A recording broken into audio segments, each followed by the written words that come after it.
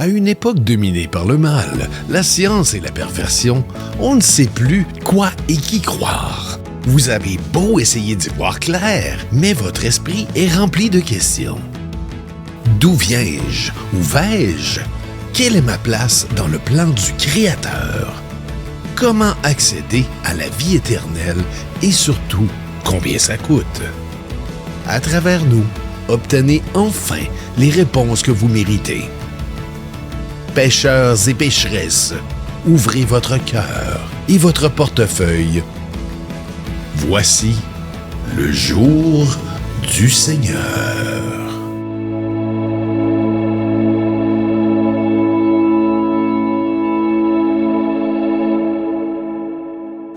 Bienvenue au jour du Seigneur. Cette semaine, il se peut que je vous fasse un peu peur. Mais cette terreur que je m'apprête à insuffler en vous n'est pas sans raison. La fin des temps, telle qu'annoncée dans la Bible et décrite en détail par Saint Jean dans l'Apocalypse,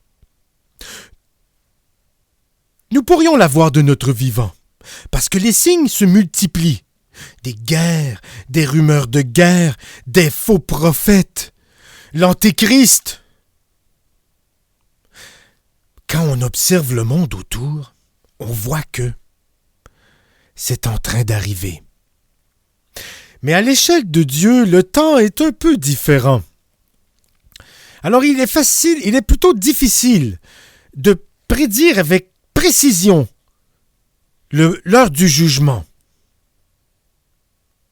C'est pour ça qu'il faut toujours être prêt et vivre dans la crainte de Dieu. Parce que je vous le dis, l'Apocalypse, ce n'est pas Jojo. C'est un véritable film d'horreur, mais pour les pécheurs. Tant que vous suivez mon enseignement, mes émissions et que vous propagez la bonne nouvelle, vous devriez être à l'abri de tout jugement et vous devriez vous retrouver un jour, avec moi, au paradis, en Jésus. Est-ce que tu crois en Jésus? Oh oui. Est-ce que tu crois en Jésus? Oh oui.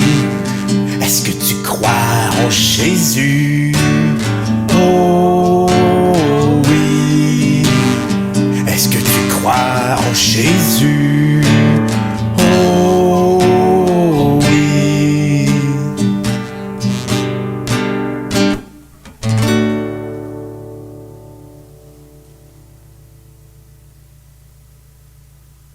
Le livre de l'Apocalypse est réputé pour être mystérieux.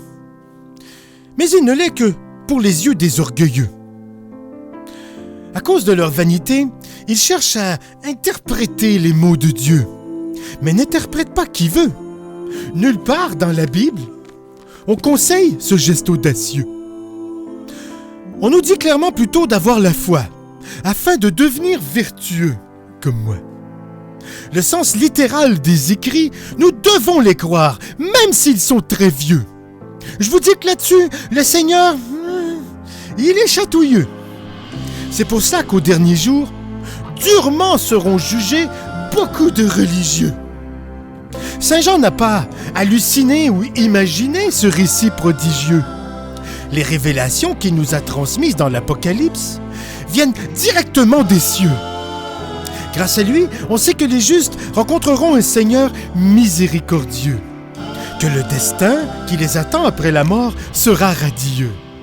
On sait aussi ce qu'il adviendra des pécheurs et des vicieux. Ils se retrouveront dans un enfer sulfureux, et là-bas, ils baigneront à jamais dans un immense lac de feu.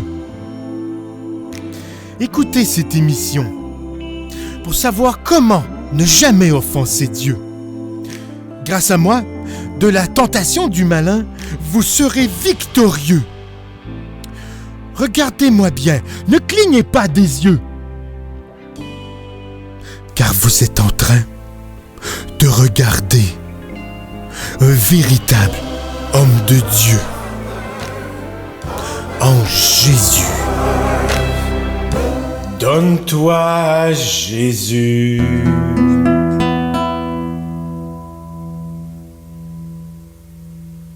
Préparez-vous à vivre de fortes émotions. On va commencer en douceur, avec une petite animation qui nous parle de Jean. Jean est celui qui nous a révélé en détail l'Apocalypse, d'après la vision divine qu'il a reçue. Ensuite, nous allons tomber dans quelque chose d'un peu plus cru et difficile à regarder, mais oh non combien essentiel pour se préparer et pour comprendre l'importance de craindre Dieu et son courroux. Allons-y avec Jean pour commencer.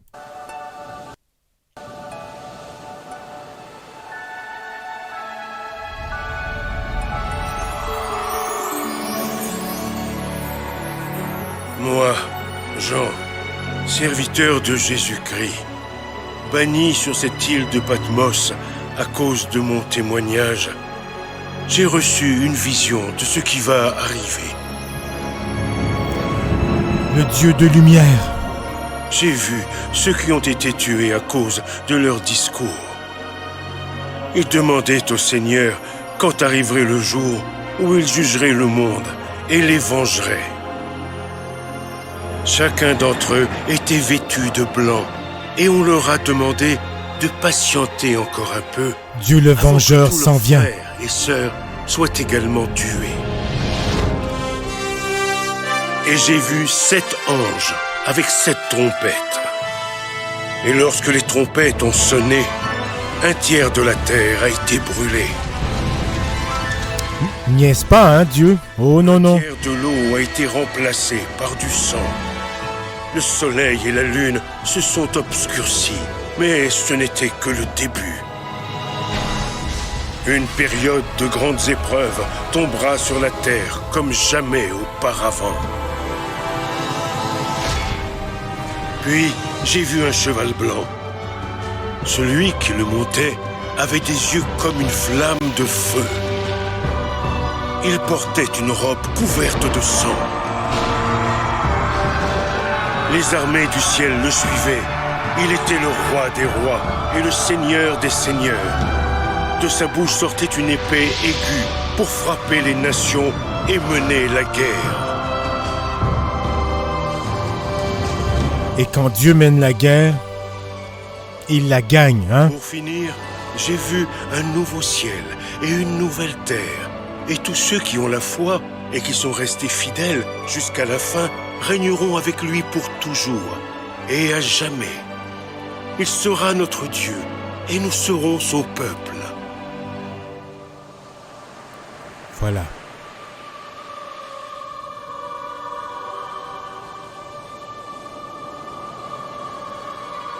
Viens, Seigneur Jésus. Viens. Oui, parce que Jésus, il va revenir, hein, à l'Apocalypse. Puis il va battre Satan. Et tous nous sauver, les vertueux. Maintenant, je vous avertis, c'est un petit peu plus difficile à regarder. C'est un petit peu plus...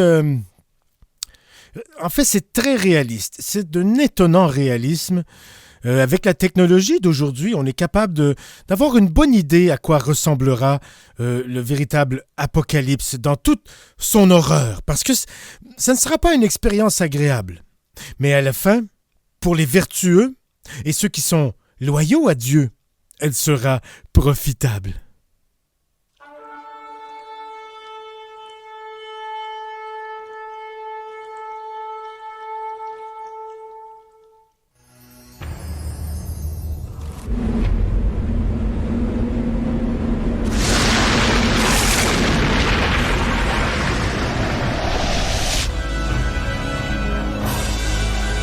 Apocalypse de Jean. Révélation de Jésus-Christ que Dieu lui a donnée pour montrer à ses serviteurs les choses qui doivent arriver bientôt et qu'il a fait connaître par l'envoi de son ange à son serviteur Jean, lequel par sa vision a attesté la parole de Dieu et le témoignage de Jésus-Christ. Ça va être comme ça, hein? Vous lèverez les yeux. Si vous voulez voir Dieu chevaucher, c'est quelque chose à voir. Heureux celui qui lit, heureux ceux qui entendent les paroles de la prophétie et qui gardent les choses qui y sont écrites, car le temps est proche. Quelle Jean est aux puissance! 7 églises qui sont en Asie. Que la grâce et la paix vous soient données de la part de celui qui est, qui était et qui vient, et de la part des 7 esprits qui sont devant son trône. De la part de Jésus-Christ, le témoin fidèle, le premier-né des morts, le prince des rois de la terre. À celui qui nous aime, qui nous a délivrés de nos péchés par son sang, qui a fait de nous un royaume et des sacrificateurs pour Dieu son Père. À lui soit la gloire et la puissance au siècle des siècles. Amen. Voici, il vient avec les nuées et tout œil le verra. Même ceux qui l'ont percé, toutes les tribus de la terre se lamenteront à cause de lui. Oui, Amen. Préparez-vous à vous lamenter. Alpha et l'Oméga, dit le Seigneur Dieu. Celui qui est, qui était et qui vient, le Tout-Puissant. Ça me donne des frissons.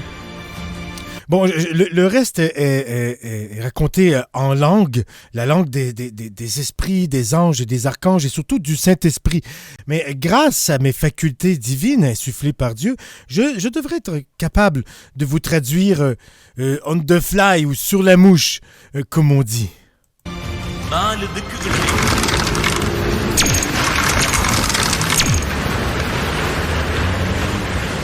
Et il lui a donné le pouvoir de juger parce qu'il est le Fils de l'homme. Ne vous étonnez pas de cela, car l'heure vient où tous ceux qui sont dans les sépulcres entendront sa voix et en sortiront. Ça, c'est les morts qui se lèvent. Ceux qui auront fait le bien ressusciteront pour la vie, mais ceux qui auront fait le mal ressusciteront pour le jugement. Même les morts seront jugés.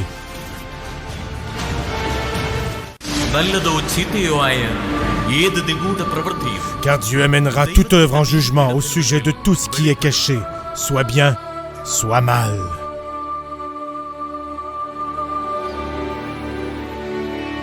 Et je vis les morts, les grands et les petits qui se tenaient devant le trône. Des livres furent ouverts. Un autre livre fut ouvert, celui qui est le livre de vie. Et les mots furent jugés selon leurs œuvres, d'après ce qui était écrit dans les livres.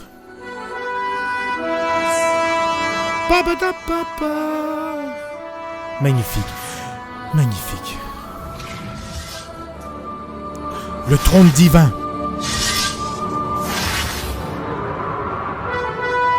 Et les anges qui apparaissent tels des Terminators venus du futur pour finir avec le roi des rois, l'alpha et l'oméga. La mer rendit les morts qui étaient en elle. La mort et le séjour des morts rendirent les morts qui étaient en eux. Et chacun fut jugé selon ses œuvres. Oui, parce qu'on va être jugé, hein? Chacun notre tour, on va passer devant Dieu. Et si on a bien fait, on s'en sortira bien. Si on a trahi Jésus, on ira dans les temps de feu. Regardez ce malheureux.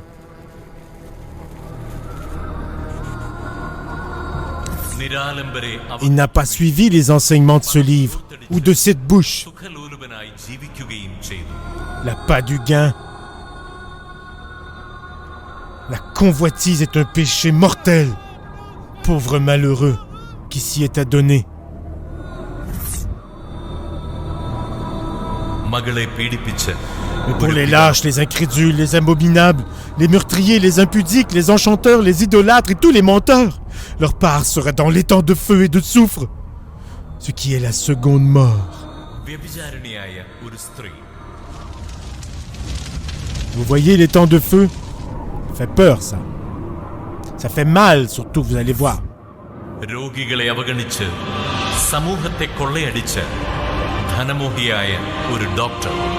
Dans son iPad divin, il est capable de voir tous vos péchés. Nul ne peut y échapper.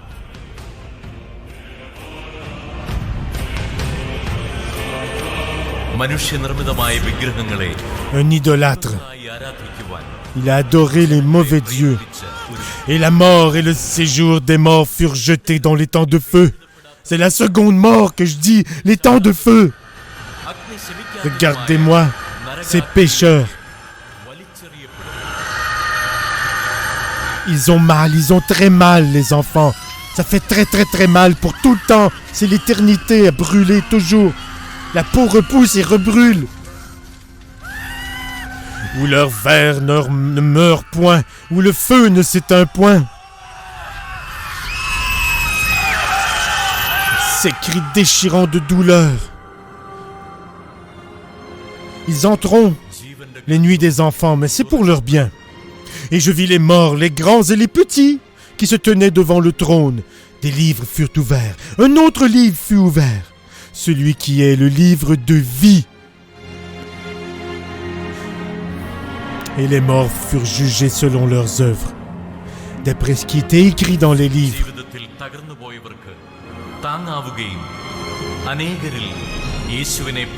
Cette personne fait le bien. Elle transmet l'évangile. Elle est sauvée par le Seigneur. Regardez l'ange sexy qui vient la chercher et s'envole gracieusement vers les cieux, aux côtés de Dieu. Telle est sa récompense. Telle sera ma récompense et la vôtre si vous me suivez.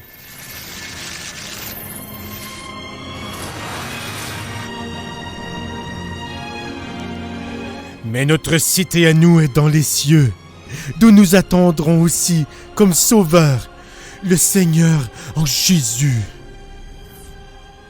qui transformera le corps de notre humiliation, le rendant semblable au corps de sa gloire par le pouvoir qu'il a de s'assujettir de toutes choses.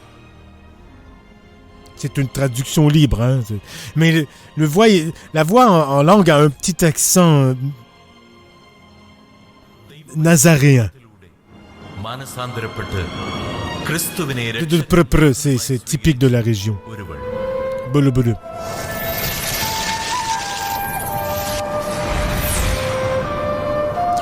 Une autre âme sauvée. Elle va au paradis. Vivre la félicité.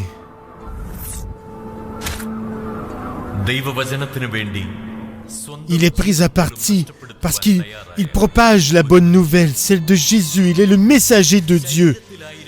Il a souffri de cette roche qu'il a reçue dans la margoulette. Mais il est récompensé pour ce sacrifice. Il s'envole vers les cieux. Il essuiera toutes larmes de leurs yeux et la mort ne sera plus. Il n'y aura plus de deuil, ni de cris, de douleur. Et regardez comme ils sont heureux. C'est le vrai bonheur.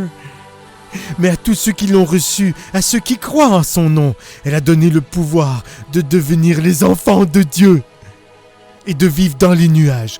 Donnez votre vie au Seigneur Jésus-Christ. Et donnez un peu d'argent aussi à l'auteur de cette émission. Ça, je vous dis, ça ne peut pas nuire. Ça ne peut pas nuire. Il faut toujours planter dans le jardin de Dieu afin d'en récolter les fruits plus tard.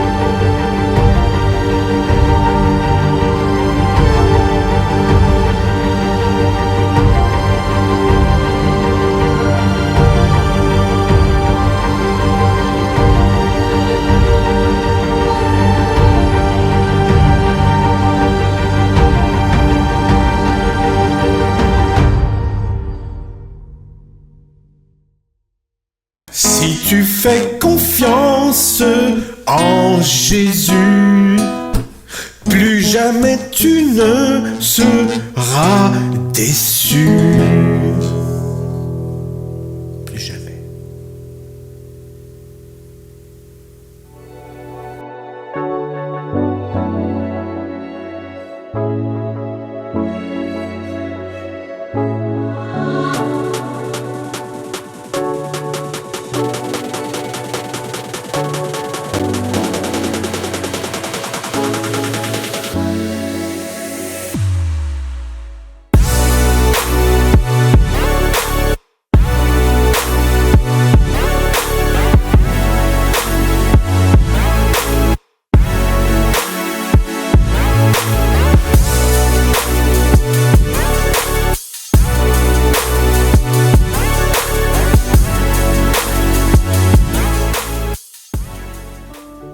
Dans les replis obscurs de l'âme humaine, le péché se glisse, semant de la peine. Une brèche s'ouvre, l'harmonie est rompue, l'homme succombe, la culpabilité s'insinue. Le péché, cet ennemi invisible et sournois, corrompt nos pensées, nos actes, nos choix. Il égare nos pas, nous plonge dans les ténèbres, nous éloigne de Dieu, nous rendant des esclaves funèbres. Les péchés, l'ombre qui obscurcit nos êtres, nous sépare de l'amour divin, nous fait paraître. En son nom, nous pouvons nous relever de nos erreurs passées et de nos fautes condamnées. Le repentir sincère, l'humilité dans nos cœurs, nous permettent de renouer avec notre Créateur.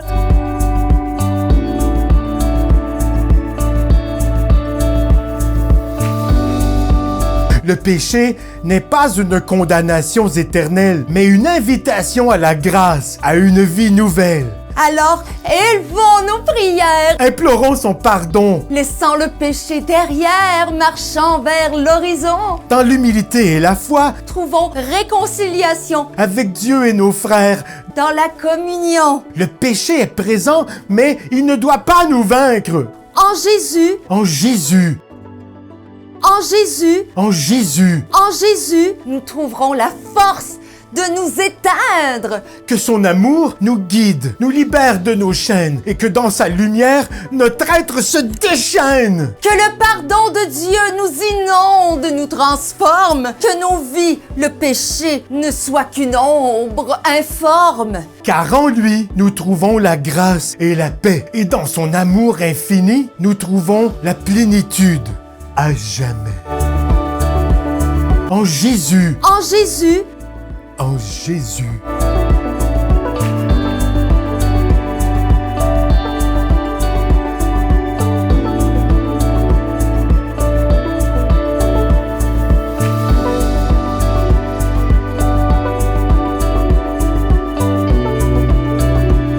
en Jésus,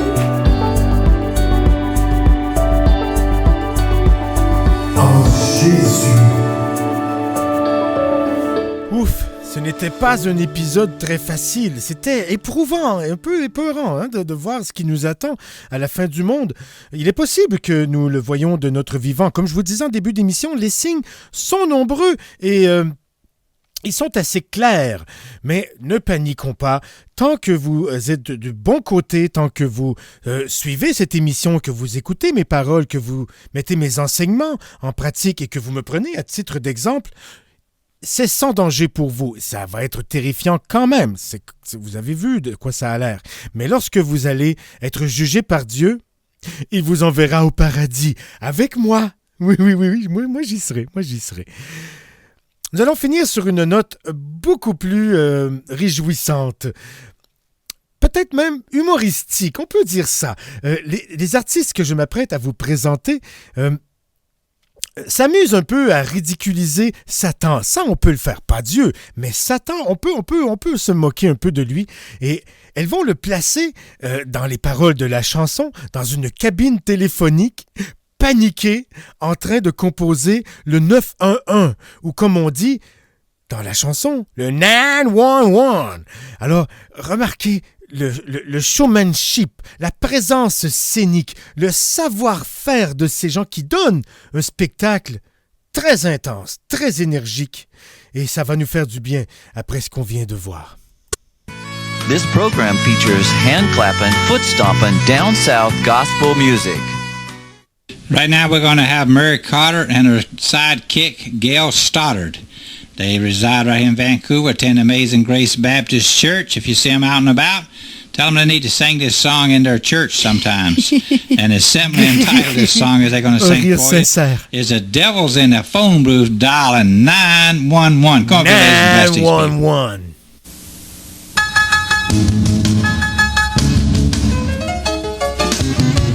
Well, the devil's in the phone booth, dialing 911. Well, the church is on their knees and they're loading up the spiritual gun. Well, the devil thought he had us, but the tables are turned, and now he's on the run. The devil's in the phone booth, dialing 911. My whole life has changed since the Lord saved me. I proclaim the mighty name of Jesus Christ to everyone that I see. You know the keys to the kingdom are the secret to success. To lose the Holy Ghost and the Son. The devil's in the phone booth, dialing 911. C'est fantastique. Well, the devil's in the phone booth, dialing 911. Mais quel entrain. Well, the church is on their knees and they're loading up the spiritual gun. J'adore le country rock. Well, the devil thought he had us, but the tables are turned, and now he's on the run. The devil's in the phone booth, dialing 911. Imaginez pendant le solo, le démon qui est dans la cabine. Moi, ça me fait mourir de rire. What on earth do you want? There's nothing here to see. Jesus saved me, sanctified me, now the Holy Ghost has set me free. Le Saint-Esprit m'a libéré. Le Saint Fantôme. The devil lied and said they were fun. The devil's in the phone booth, dialing 911. Well, the devil's in the phone booth, dialing 911. Encore une fois. Well, the church is on their knees and they're loading up the spiritual gun. Well, the devil thought he had us, but the tables are turned, and now he's on the run. The devil's in the phone booth, dialing 911. The devil's in the phone booth, dialing 911. 911. Oh, quelle complicité. Oh, bonjour. Mary, you and Gail did a great job singing that song, The Devil's in the Phone Booth, now dialing 911. Boy, that's a good song. C'est effectivement une bonne chanson. Dialing 911. Oh, ça soulage, hein? À la semaine prochaine. En Jésus.